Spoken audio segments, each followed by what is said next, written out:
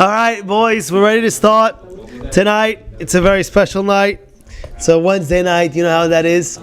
And Baruch Hashem, we didn't see a few people in a while. Malkil is one of them. We also have Max, Baruch Hashem. We have Josh Zivak joining us tonight, and Eddie Safdie. Scale Mitzvot. It's always a pleasure. It's always an honor. Huh? Nishmat. Ava bat Ilana. Esther. Bezrat Hashem. Bezrat Hashem, Rabotai. We are we're discussing tonight Parashat Yitro, and I always was bothered with the question. Well, every time you see Parashat Yitro, what comes to your mind?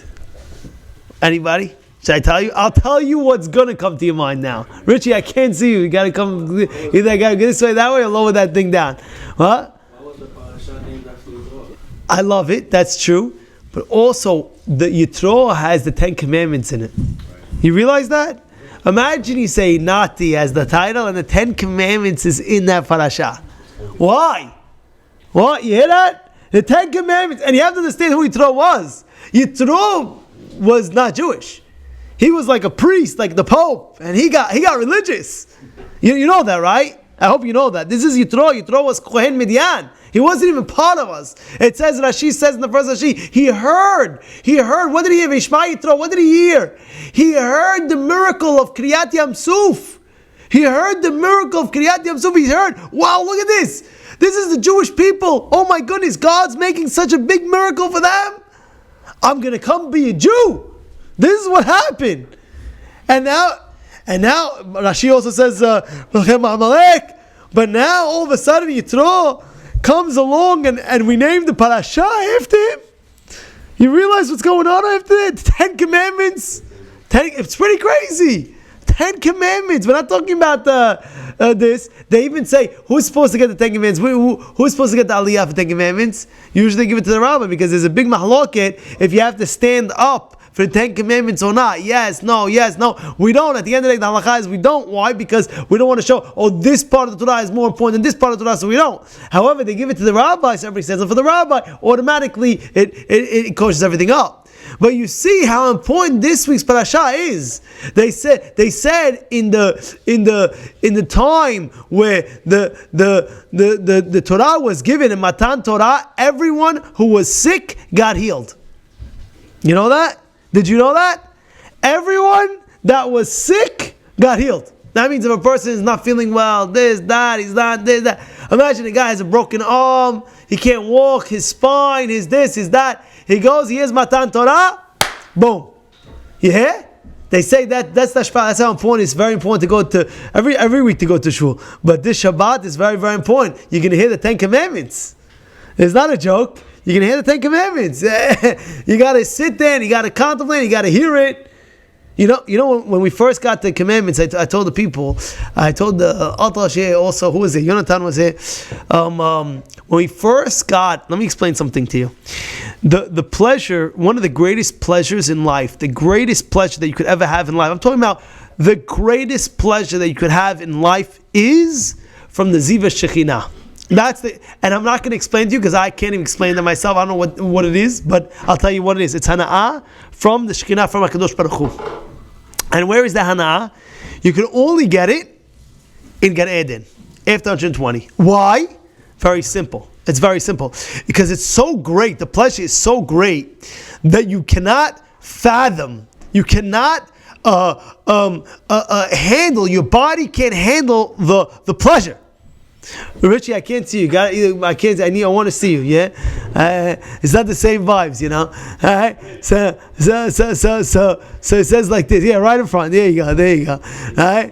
You're the only one I can't see. I want to see. I can't see you. All right. Everybody else I can see. So he says the pleasure in Gan Eden. They bring it down that if you would take any pleasure in this world, sitting in the waiting room of Gan Eden, just sitting in the waiting room of Gan Eden, is the most pleasurable thing. Yafeh sha'ahat shel kol ruach The pleasure of one sha'ah in Olam Haba, yoter mikol hayolam hazeh. More than any pleasure you get in this world, more than any pleasure you get in this world, is the second you're sitting in Gan Eden. And where is that pleasure coming from? From Borei Olam himself, the Ziv Shekhinah. It's the first perek of Mesilas Yesharim. It speaks about it right there and then. And guess what happened? Bnei Yisrael at the time. Bnei Yisrael, by the way, that I'm just going to describe it a little bit. Bnei Yisrael tells Moshe, we don't want to hear the 10 Commandments from you. We want the Torah. We want Hashem to say it. We want to hear from Hashem. So, okay, if that's the case, let's go. Hashem, please, Bnei Yisrael want to hear from you. Guess what happens? He says it, and everybody died instantly. You know why? Because the pleasure is too great. You hear God's voice. You know what it is to hear Hashem's voice? Imagine you hear a bat call. Wow, Anochi Hashem Elokecha Asher Hotziti Echem Mitzrayim. You are, I am Hashem. Wow, you are Hashem. Wow, it was too much pleasure. Person dies right away. You can't live. You can literally imagine. I was really thinking about it the other day. Remember there was like a Powerball. How much was it? Like 1 billion. But the cash out, the payout was how much? The payout is how much? 400 million, like 430 million. Imagine one morning, just imagine you have the Powerball lotto, right? Just imagine hearing it. 16, 24, 32, like what? Two more minutes, 17, one more! You don't think you'll have a heart attack from the simcha? I'm like $430 million right now, overnight, boom, in 1 second. You have a heart attack, yeah, you go crazy, you go crazy. You start dreaming, you can't stop dreaming. I want to buy a yacht, I want to buy an island, I'm going to buy this, I'm going to buy that. You know how sometimes like you go on a plane, there's that, I'm going to buy the whole airline, forget it. I'm going to wait until board the plane, I'm going to buy you. How much you want, Delta? Boom, check that. You know what I'm saying? It's a wild thing. It's a wild thing. All of a sudden, you go whack.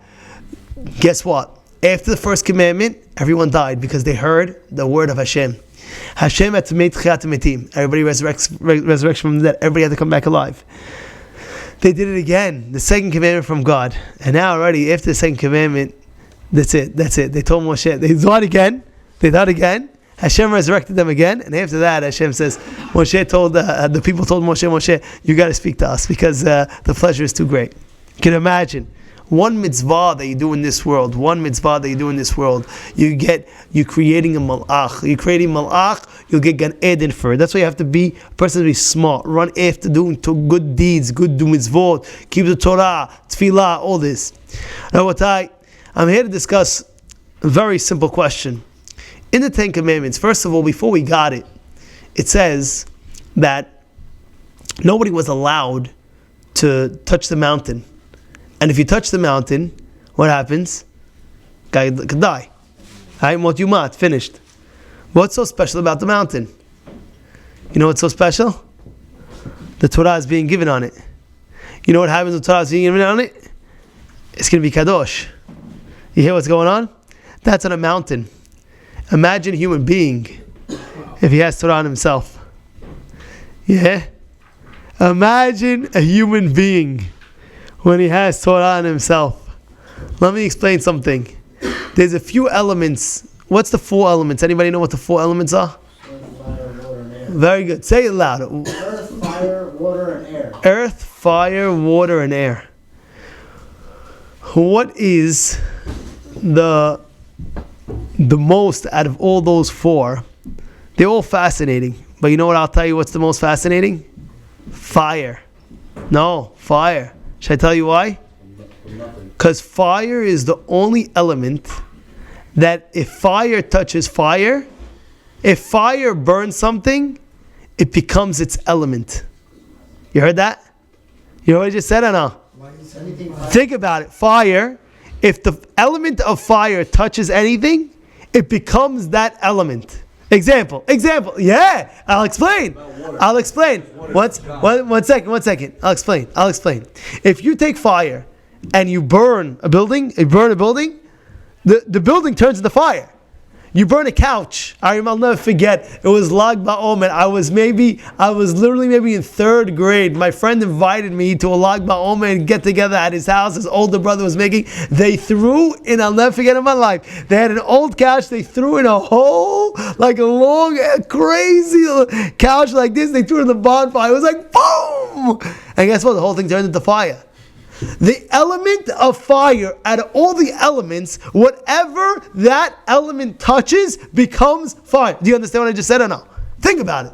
No oxygen, no fire. Huh? Yeah, you're right, but I'm just trying to show you. If fire touches anything, it becomes fire. Yes or no? If water does it. If I take water and I throw a fire out, that doesn't become into water. It doesn't become water. Always stays water.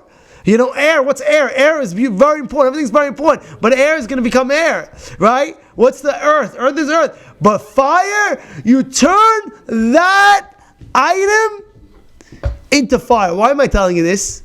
Because the Pasuk says, what's Torah? Torah is fire. Hello, the Pasuk says, Hello, kol devari ke'esh ne'um Hashem. My words of Torah is fire. And therefore, if you learn the Torah, you transform yourself into fire yourself. You hear that? Because the element of fire, you turn into that element. So if you learn Torah, you turn into fire. And then what's the biggest proof? Go look at Masechet Ta'anit. It says if you see a young Tamid Chacham, it specifically says young Tamid Chacham, and he says if he gets angry, relax on him, because it's not him, it's the fire of the Torah that's in him, that's boiling him up. It's the fire of the Torah that's inside him, that's working him. And guess what? People sometimes in life get addicted to certain shtuyot, right? But certain people, they get, let's say for example, I'll give you an example. If a person's a stealer, let's say a stealer, you think it's not an addiction, stealing is not an addiction? If I'm not talking about, you're looking at it steal, no, I'm not going to rob a bank, I'm not going to do this, I'm not going to do that. I'm talking about if you're in a company and you can maneuver here and there and chimp in, chimp out over here, and there's that. A steal is a steal. He gets addicted to it. He can't not steal. A liar, a person speaking Lashon Hara, the person gets addicted to those situations, right? Sometimes a person can get addicted to non-kosher also. He's just addicted to it. So how are you going to get out of it? You know what the answer is? When you learn Torah, it automatically turns you into a different human being. You know, when people want to change, one of the greatest ways, there was one rabbi that there was a couple having shalom bayit issues. They were having issues of marriageable issues, marriageable issues. And they came to the rabbi. And when they sat down, the rabbi asked the guy, do you learn any Torah? So the guy says, Rabbi, I came here for your marriage advice, not for my spiritual advice. So he says, no, you're not understanding something. When you learn the Torah, it'll help your marriage. It'll help your marriage because it'll teach you how to act like a human being. It'll teach you how to act to humanize your brain. What are you kidding me? The Torah is so powerful that it can change the human being. That's so important. You have to understand how important that is. You can have a wild person, a wild personality, a wild kid in school, a wild this, a wild that. All of a sudden you're sitting behind the Torah class and he really gets involved in it, he really gets into it, he changes completely. It's the Torah that changes a person completely. And that's why Iyov, it says in Masechet Batra, Iyov was trying to defend the people. What do you want? We have Yetzer Hara. We have an evil inclination. Hashem, what do you want? You know what God answers back? You know what Gemara Kiddushin says? You're right. Barati Yetzer Hara. I created Yetzer Hara. But Barati lo Torah tavlin. I created the Torah that will protect the person. If you sit and you learn consistently, constantly, all the time, you want to get a shiur here, get a shiur, kovei itim lo Torah, you will see yourself changing into the better. And guess what? I have news for you. This is my hidush I'm telling you right now. And even if you have a guy, imagine you have Tamid Chacham. He's learning Torah. One day he picks up, he's in the mood, I'm going to eat non-kosher, let's say.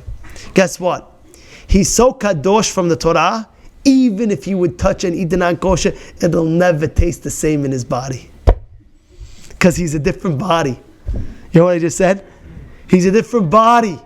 It can't go. Let's say he wants to do the Avirah. He wants to. I'm going to go. The guy learned Shas. He learned the whole Talmud, the whole Gemara, from cover to cover. And he knows the whole thing. And now says one day, I'm on a vacation. I got to eat something non-kosher. And he eats the non-kosher. Guess what? It'll never taste the same. His body can't fathom it. It can't take it.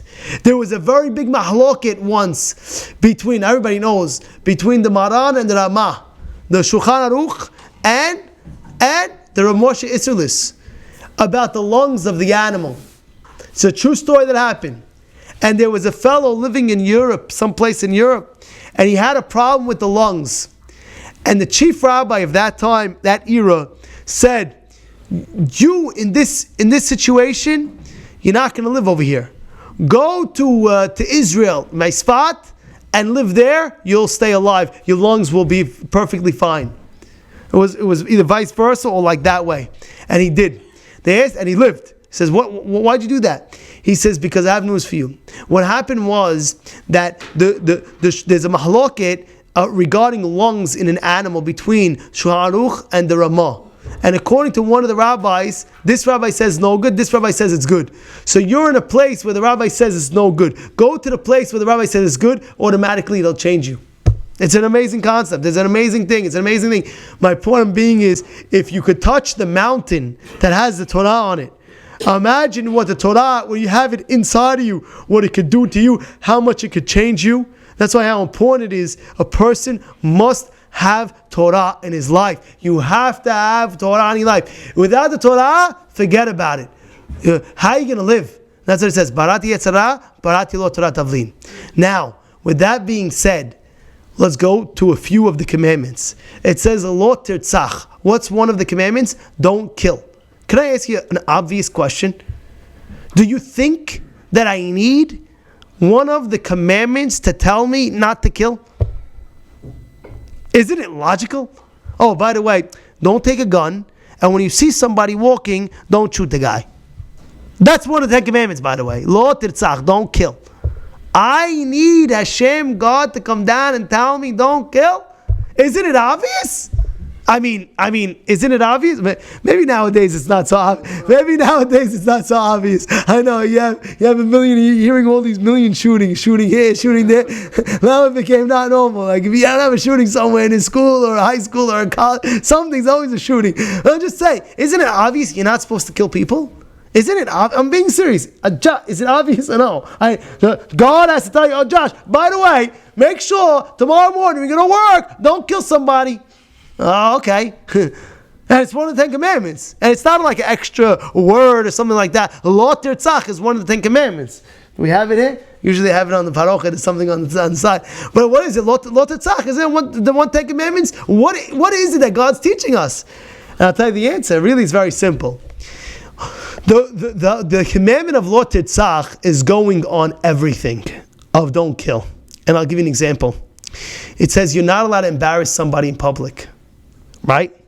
And if you do embarrass somebody in public, it's like what? It's like killing them. So it falls under the category of lo tirtzach. You understand that? So lo tirtzach, you know not to take a gun and kill that guy.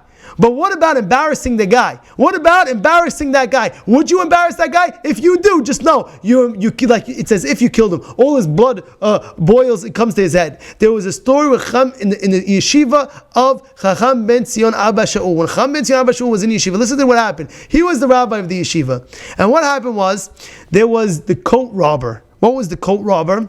There was a coat room, and you can imagine, especially nowadays, coats could cost very expensive. You know what I'm saying? Huh? You know what I'm talking about, no? You have an expensive coat. It could go for how much? 2,000-3,000? Sometimes. Yeah, what? Sometimes 5,000. 5,000. Wow, this is a good one. You have 5,000. I didn't see that. Josh is rolling right there. 5 grand, that goes. No, but it costs a lot, right? What is that company? He has a 2,000 a minimum, no? Yeah, right. This one. There's a few others, right?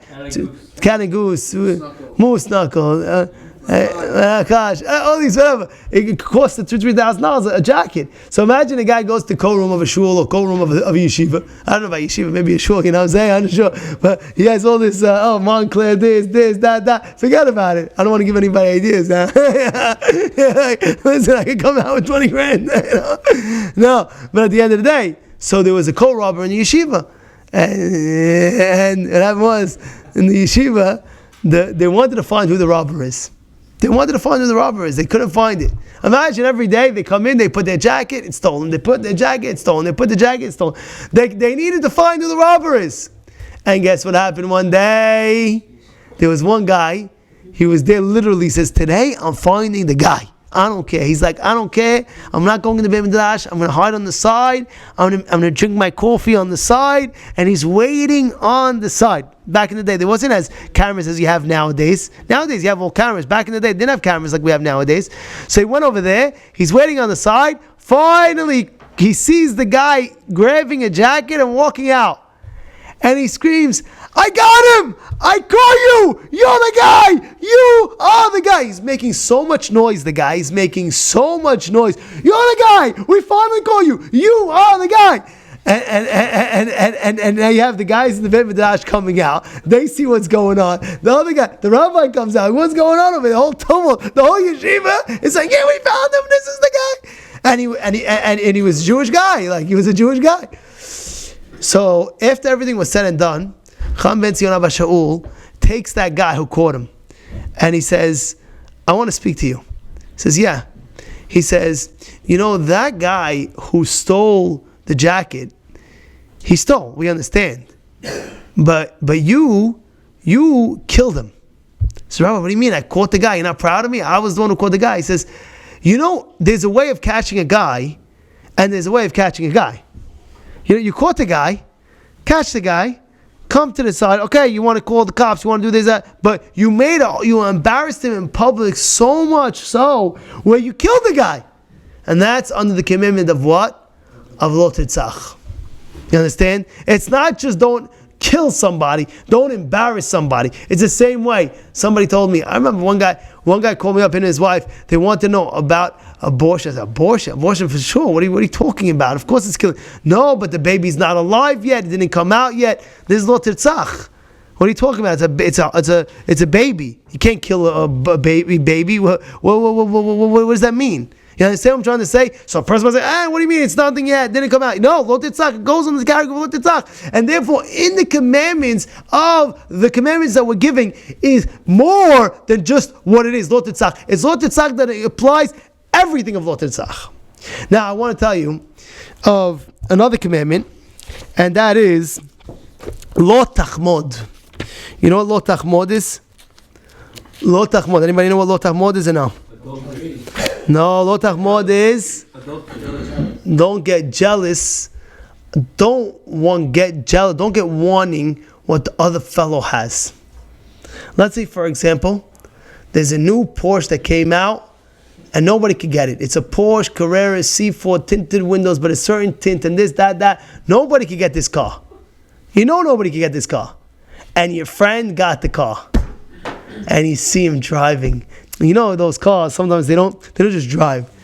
The whole block has to see you drive, you know. And then you have the neighbors coming out, what's going on?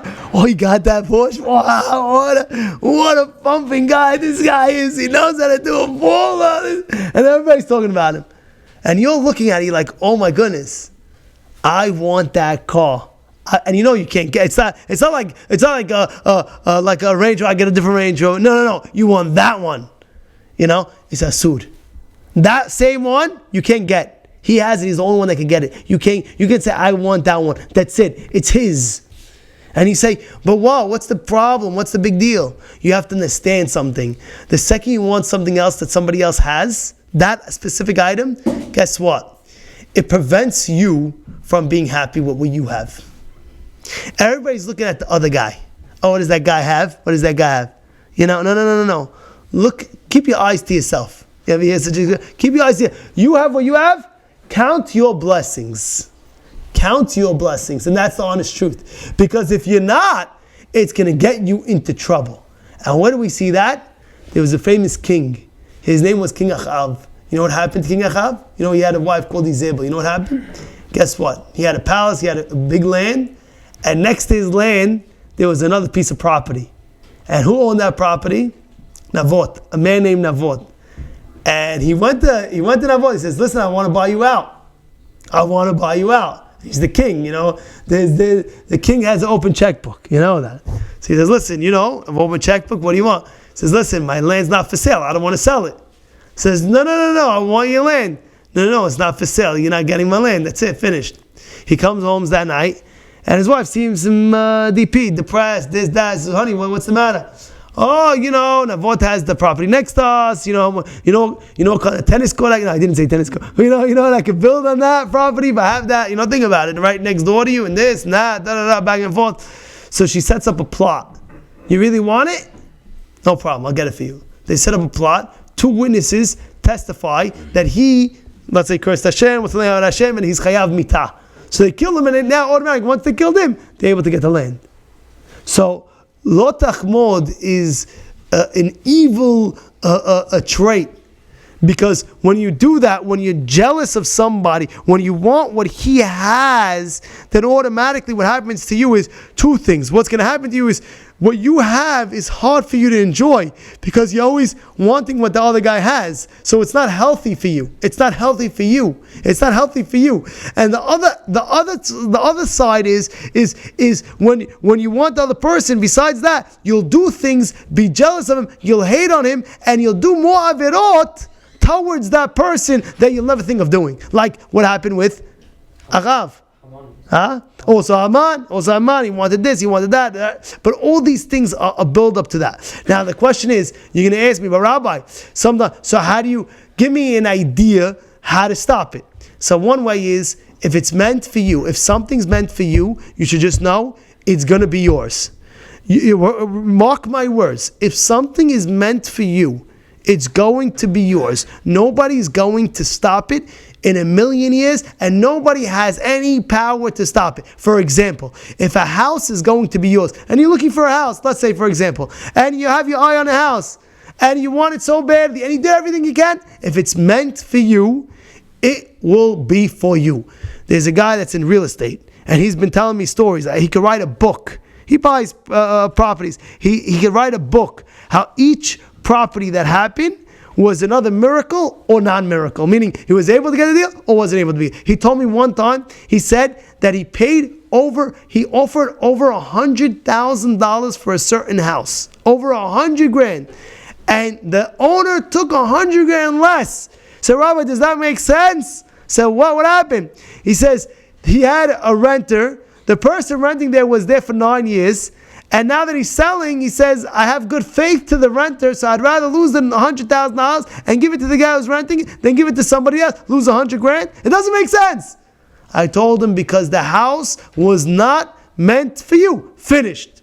Because if it was meant for you, you would get it. You would get it. It's the same thing with leadership as well. A CEO of a company, a boss of a company. It's the same way. It's the exact moment. If you are going to be the next, let's say for example, you're in a company, they're voting out who is going to be the next manager. Yeah, I want a big company. I want to be the manager. If the manager job is meant for you, you will get it, and nobody in life can stop it. The biggest proof is with David HaMelech. David HaMelech, Hashem tells David tells Hashem, he wanted to know when he's going to die. David wanted to know when he's going to die. When he's going to die. So you know what the answer? You know what Hashem answered him? You know what? Hashem said, nobody knows the day of death. Nobody knows when they're going to die. You know why? Because if you know you do tshuva at that moment, is that so you don't know. Nobody knows the day of death. Nobody. It's a secret. Nobody's going to know when their last day is. Hopefully with Hashem we live to 120 happy and healthy, but nobody knows. Nobody knows. It's crazy. But at the end of the day, David asks Hashem, fine, tell me what day. He says, the day I'll tell you. And he told him, the day is going to be day Shabbat. He says, the day of Shabbat, Hashem, the day of Shabbat is a pretty heavy day. Could it be on a little bit, maybe we could do a Friday? I don't want a Shabbat. Hashem tells David, one day of learning Torah is, one day of you learning Torah is so great for me. I can't let you die a day earlier. Because one day that you learn Torah is so great in Shamayim, I can't. It gives me so much pleasure. You can't die a day earlier because your Torah is so beautiful. And that's everybody's Torah, by the way. Everybody's Torah, you make Hashem proud when you learn. Don't you want to make Hashem proud? Imagine you have a good day of learning, pat yourself on the back, I made Hashem proud today. Wow. How do I know that? It says, Ashre mi sha'amalo betorah. Praiseworthy is a person who works for the Torah. Ve'ose nacha ruach liyotzo. And you're giving pleasure to God. You want to give pleasure to God? What we're doing right now. He's having pleasure right now in Shemaim. We're all sitting down, we're all learning Torah. Wow, Yishtabach Shem. He is proud of us. Let me tell you. At the end of the day, so what does David tell Hashem? Hashem, guess what? Guess what? What? He says, what about Sunday? A day after. A day after. He says, no, you can't die Sunday. Why not Sunday? Why can't I die Sunday? And you know what the answer was? The answer is because it was already decreed that Shlomo is going to be king, and nobody can take away even 1 second away from somebody else's leadership, even by 1 second. You heard what I just said? Not even 1 second. And how do I know that? From Yosef. You know what happened to Yosef? Yosef was in jail. And the day that he was supposed to be the right-hand man of the king, you know what the pasuk says? Vayaritzuhu minabor. What does that mean? They hurried him up. You see the psukim over there. Hurry up Yosef. Hurry him up. Let's go. Quickly. Bring Yosef. Bring Yosef. Bring Yosef. What do they bring up Yosef for so much? Because you think because Paro needs his interpretation. You know what the answer is? Is because it was decreed at that moment that Yosef is going to be the right-hand man of the king. He is going to be the leader right now. And therefore, God has its plan at that moment. And that's why a person should never be jealous of somebody else's lot. You know why? Because if it's meant for you, it will be yours. So it wasn't meant for you, so let him have it and be happy. And adrab, you know what you should do? You should give him beracha. You should give him beracha. I'll never forget. There was two bagel stores, one on the same block. One opened up after the next, whatever it was. And I'll never forget, I was in one of the bagel stores. I was a young boy. I was in one of the bagel stores, and I see the owner of the other bagel store would walk by and look into the bagel store, how many customers. It's hard. You look in, how many customers, this, that. It's very hard. What do? You be happy. I'm happy. My friend's successful. I'm very happy. My friend's married. He has kids. I'm very happy. Hashem, give him more bracha. Wow. Hashem says, like that? Yes, like that. Wow. This is a bracha for you. Like what did it say? Umvarechecha baruch. When you bless your fellow man, you will be blessed. It's facts. Give brachot out. No problem. You're having success. I wish you more success. You're having like this. I wish you more bracha. Wow. This is a Jew. This is a Jew. You know what it's called? It's called the ayin tova. Not an ayin ra'ah. Ayin tova. Sometimes I feel have ayin ra'ah. Well, oh, this person has that. Oh, this person has that. Oh, this guy comes. Oh, my dish breaks when he comes. This guy. Oh man, I just brought him to my car. He got out. Boom! I got scratched the next second. I'm joking. Relax. So that's what it is. You have to have an ayin tova. What's ayin tova? Have a good eye. Wow, I'm so happy. So one of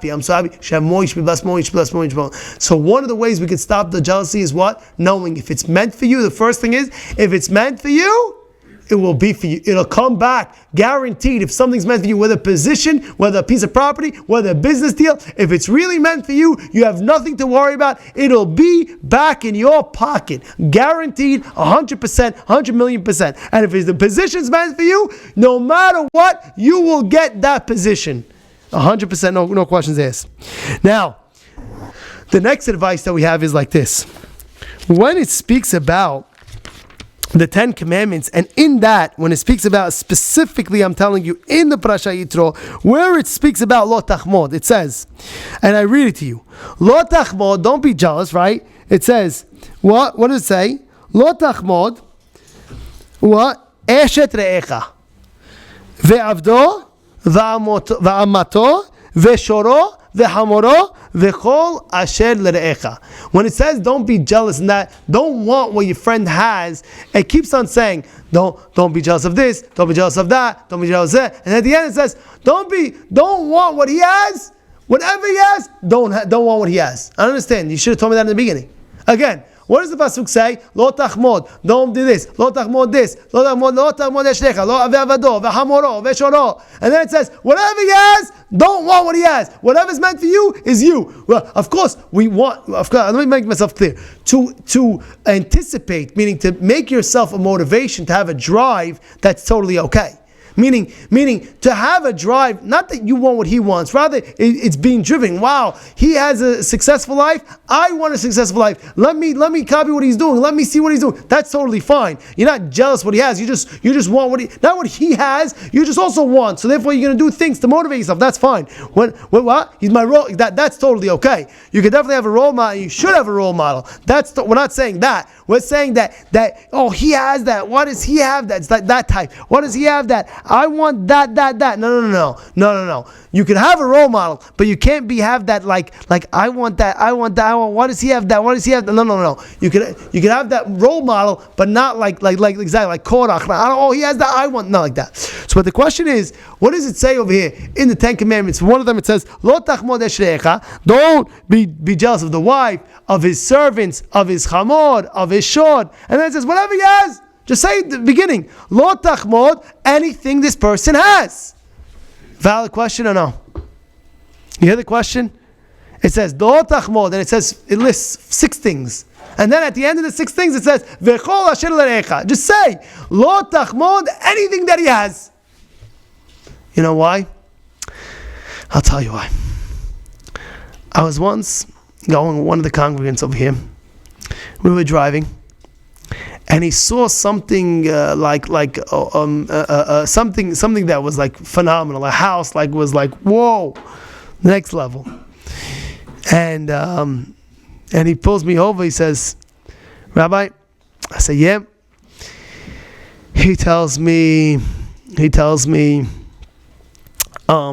"You think I'm jealous of that house? You think I'm like, oh, I feel so bad. I'm jealous of that guy. You think?" So I don't know, you pulled over in front of his house? Maybe? I go in front of his house. You could have pulled over in front of anybody's house. He says, "Rabbi," this is what he said. I'm just telling you what he said. He said, "Nobody knows what's going inside." You see fanfare, you see this, you see that. Because a person in life, you want what he has, that item, take the whole package. You're just looking at, wow, what an unbelievable car he has. You want his whole package? That's why it's saying, V'chol asher l'recha. It said this, and the whole package. The Torah is telling you, be careful, dir balak, because nobody knows the other person's package. You see what you see, but you don't know deep down what's going on. So you never be jealous of anybody else. Never be jealous. Don't have that kin'ah inside, because kin'ah leads to sin'ah. Kin'ah, jealousy, leads to hatred. You're going to start hating on a person. We don't want you to hate on nobody. So how are you going to prevent yourself? 2 things, Rabotai. 2 things like we said tonight. What was the 2 things we said tonight? One thing we said tonight is what? If it's meant for you, you will get it. 100%. 100%. And opposite. Give that person a blessing. He should have more. That's a champion. Wow. And the second thing we're saying is, you want, like the Torah says, it went to order, and then it said the whole package. It's trying to teach the person. You're just seeing one thing. See the whole package. Nobody has somebody else's life. And if anybody would come over to you and said, listen, would you want to change lives with so-and-so? You're like, yeah, that guy, yeah, for sure. You don't know the whole package. You think whatever you think, but you don't know. It's different challenges for different people, and different things that God gives a person to specifically pass that challenge that he has. And that's exactly why he has that thing and you have that thing. He has his tafkid and you have your tafkid. He has his mission and you have your mission. And that being said, with that, everybody's happy for each other. Everybody's blessing each other. You should be blessed with more. This is what you have to do. You should be blessed. You should do this. You should have that. You should have this. You should have that. And this is really a great lesson that we learned today about the Aseret Divrot, about learning the Torah, how it changes the person. Bezrat Hashem, learning more and more. Go over it. All the lessons that we learned tonight, you'll see and you'll develop more and more the Torah in our beings. Have a great night.